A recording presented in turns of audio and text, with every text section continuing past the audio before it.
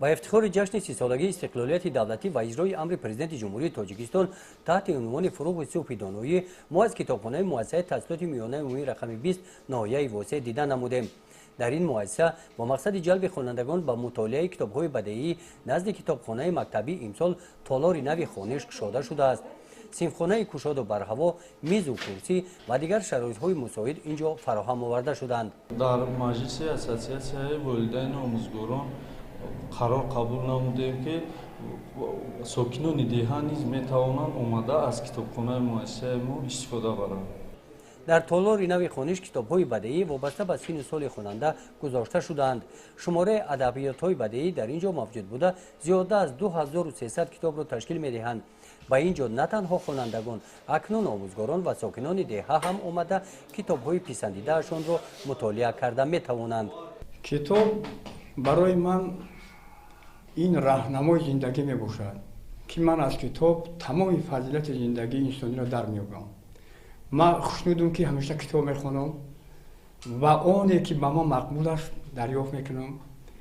در همه سالهای استفاده میبرم. من خوشبختم که خدمت با صبر ایش میکنم و تحمل ایش میکنم و از کارهای تمام بعد زندگی پرهیزکاری میکنم. همه این سرچشمه کتاب است. در مؤسسه 68 نفر آموزگاران کار میکنند. همه آنها اعضای کتابخانه هستند. کارمندان قسم خواجگی مکتب هم با کتابخانه رابطه ازدیج دارند. خانه بی کتاب روزی بی افتاب.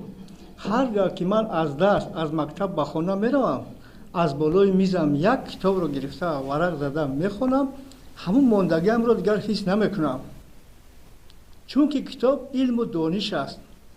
کتاب یک سرچشمه علم و دانش و خزینه معرفت هر یک انسان است. برای میگم هر گاه که کتاب رو میگیرم با یک دنیای دیگر رو تصویر میکنم. برگی سعید و کتابدار است. این لوحه را تحت عنوان انیس کنج تنهایی کتاب است همین طوری که هست در جشن و مراسم ها همراهش گرفته برده هم دهگانش را به کتابخانه دعوت می نماید. این کاری او نتیجه داده است. ما نوروزی دا بردم، مرکه نوروزی دهمون دا بردم. خیلی آدما با خبر شدند، با یک خیلیش خندیدن، گفتن چی دا اینجا آوردی؟ ما گفتم امر پرزیدنت خاطر هم خیلی مسئله برآمدگی ما برای هم آدمای خونشین کتاب خبردار میکنیم. در همین مکتب ما همین خیلی چیزا معاینه کردیم امر بیان ببینن بخونن. جمع بودگی آدما دیدگی 8 نفر آمدند. 8 نفر آمدن کتاب گرفتن خواندن آورده دادن با کتاب گرفته بردن. خوانندگان کتابخانه مکتبی برای اشتراک در آزمون فروغ صبح دانایی آماده هستند. اگر چنین آزمون‌ها در جامعه دهات یا ناحیه گذرانده شوند آنها در آنجا اشتراک می‌نمایند.